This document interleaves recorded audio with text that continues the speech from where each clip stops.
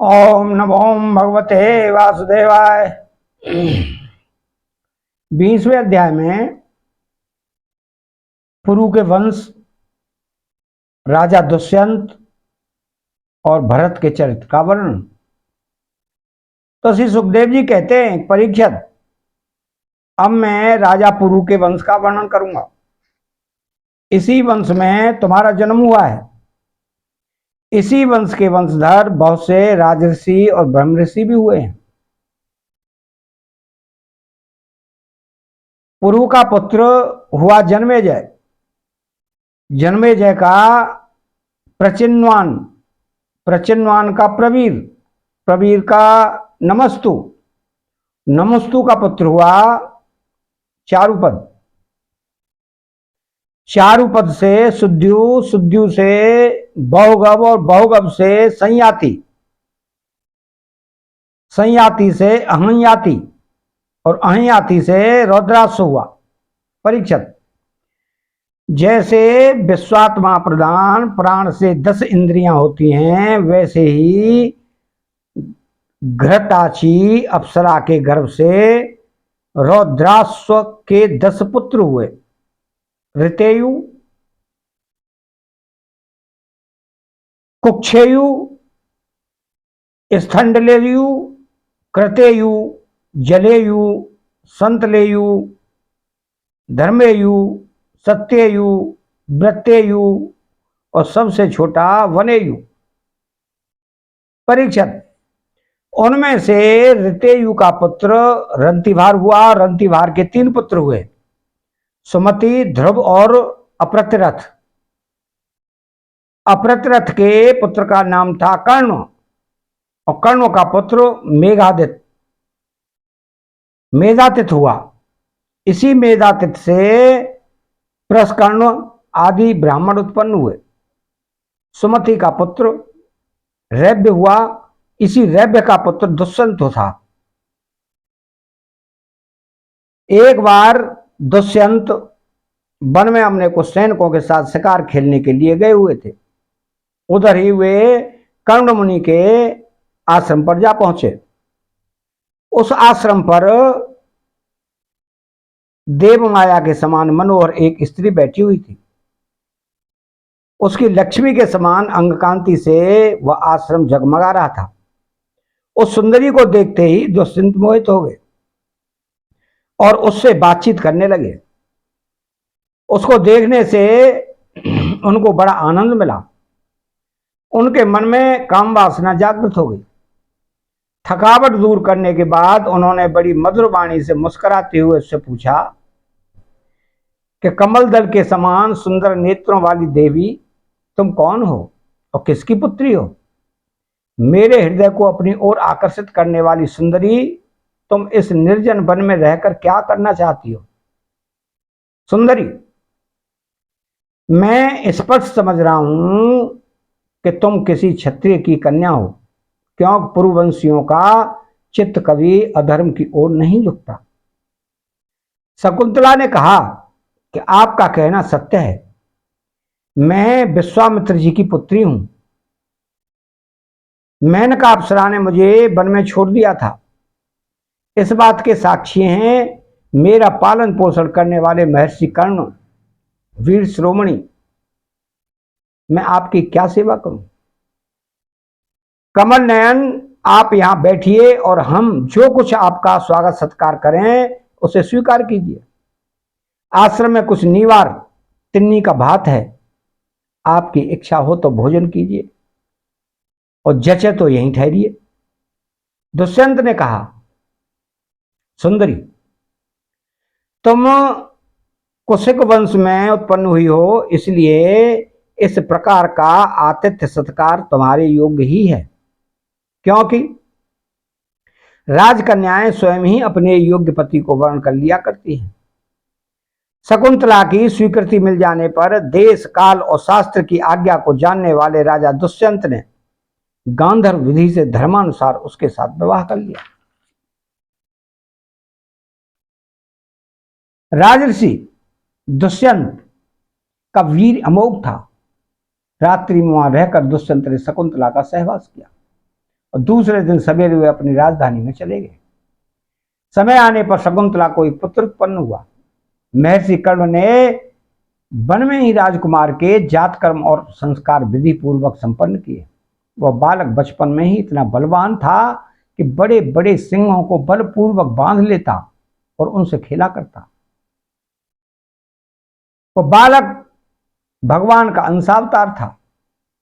उसका बल विक्रम अपरिमित था। उसे अपने साथ लेकर रमणी रत्न शकुंतला अपने पति के पास गई। जब राजा दुष्यंत ने अपनी निर्दोष पत्नी और पुत्र को स्वीकार नहीं किया, तब जिसका वक्ता नहीं दिख रहा था और जिसे सब लोगों ने सुना, ऐसी आकाशवाणी हुई, पुत्र उत्पन्न करने में माता तो केवल धौंकनी के समान है, वास्तव में पुत्र पिता का ही है। क्यों कि पिता ही पुत्र के रूप में उत्पन्न होता है। इसलिए दुष्यंत, तुम शकुंतला का तिरस्कार न करो, अपने पुत्र का भरण पोषण करो। राजन, वंश की वृद्धि करने वाला पुत्र अपने पिता को नरक से उबाल लेता है। शकुंतला का कहना बिल्कुल ठीक है। इस गर्भ को धारण करने वाले तुम ही हो। परीक्षित, पिता दुष्यंत की मृत्यु हो जाने के बाद वह परम यशस्वी बालक चक्रवर्ती सम्राट हुआ। उसका जन्म भगवान के अंश से हुआ था। आज भी पृथ्वी पर उसी की महिमा का गान किया जाता है। उसके दाहिने हाथ में चक्र का चिन्ह था और पैरों में कमल कोश था। महाभिषेक की विधि से राजाधिराज के पद पर उसका अभिषेक हुआ। भरत बड़ा शक्तिशाली राजा था। भरत ने ममता के पुत्र धीर तमाम मुनि को पुरोहित बनाकर गंगा तट पर गंगा सागर से लेकर गंगोत्री पर्यंत 55 पवित्र अश्वमेध यज्ञ किए और इसी प्रकार यमुना तट पर भी प्रयाग से लेकर यमुनोत्री तक उन्होंने 78 अश्वमेध यज्ञ किए। इन सभी यज्ञों में उन्होंने अपार धनराशि का दान किया था। दुष्यंत कुमार भरत का यज्ञीय अग्नि स्थान बड़े उत्तम गुण वाले स्थान में किया गया था। उस स्थान में भरत ने इतनी गौएं दान की थी कि 1000 ब्राह्मणों में प्रत्येक ब्राह्मण को एक एक बद्ध गौएं मिली थी। 13,084 के बराबर एक बद्ध होता है। इस प्रकार राजा भरत ने उन यज्ञों में 137 55 + 78 घोड़े बांधकर 133 यज्ञ करके समस्त नरपतियों को असीम आश्चर्य में डाल दिया।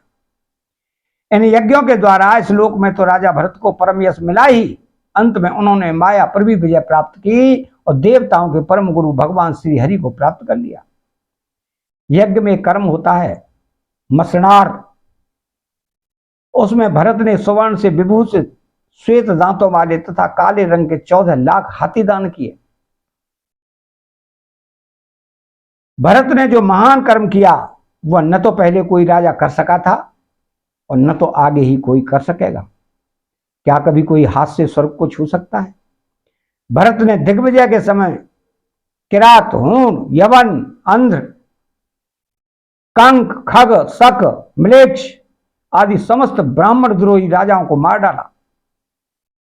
पहले युग में बलवान असुरों ने देवताओं पर विजय प्राप्त कर ली थी और वे रसातल में रहने लगे थे। उस समय वे बहुत सी देवांगनाओं को रसातल में ले गए थे। राजा भरत ने फिर से उन्हें छुड़ा लिया। उनके राज्य में पृथ्वी और आकाश प्रजा की सारी आवश्यकताएं पूर्ण कर देते थे। भरत ने 27,000 वर्ष तक समस्त दिशाओं का एक छत्र शासन किया। अंत में सार्वभौम सम्राट भरत ने यही निश्चय किया कि लोकपालों को भी चकित कर देने वाला ऐश्वर्य, सार्वभौम संपत्ति, अखंड शासन और यह जीवन भी मिथ्या ही है। यह निश्चय करके वे संसार से उदासीन हो गए। परीक्षित, विदर्भराज की 3 कन्याएं सम्राट भरत की पत्नियां थीं। वे उनका बड़ा आदर भी करते थे, परंतु जब भरत ने उनसे कह दिया कि तुम्हारे पुत्र मेरे अनुरूप नहीं है, तब वे डर गईं कि कहीं सम्राट हमें त्याग न दे। इसलिए उन्होंने अपने बच्चों को मार डाला। इस प्रकार सम्राट भरत का वंश वितथ अर्थात विच्छिन्न होने लगा। तब उन्होंने संतान के लिए मरुत्सोम स्तोम नाम का यज्ञ किया। इससे मरुदगणों ने प्रसन्न होकर भरत को भरद्वाज नाम का पुत्र दिया। भरद्वाज की उत्पत्ति का प्रसंग यह है कि एक बार बृहस्पति जी ने अपने भाई उतथ्य की गर्भवती पत्नी से मैथुन करना चाहा। उस समय गर्भ में जो बालक दीर्घतमा था उसने मना किया, किंतु बृहस्पति ने उनकी बात पर ध्यान न दिया और उसे तू अंधा हो जा यह शाप देकर बलपूर्वक गर्भाधान कर दिया। उतथ्य की पत्नी ममता इस बात से डर गई कि कहीं मेरे पति मेरा त्याग न कर दें, इसलिए उसने बृहस्पति जी के द्वारा होने वाले लड़के को त्याग देना चाहा। उस समय देवताओं ने गर्भस्थ शिशु के नाम का निर्वचन करते हुए यह कहा कि बृहस्पति जी कहते हैं कि अरे मूढ़े, यह तेरा मेरा औरस और मेरे भाई का क्षेत्रज्ञ, इस प्रकार दोनों का पुत्र ध्वज है, इसलिए तू डर मत, इसका भरण पोषण कर।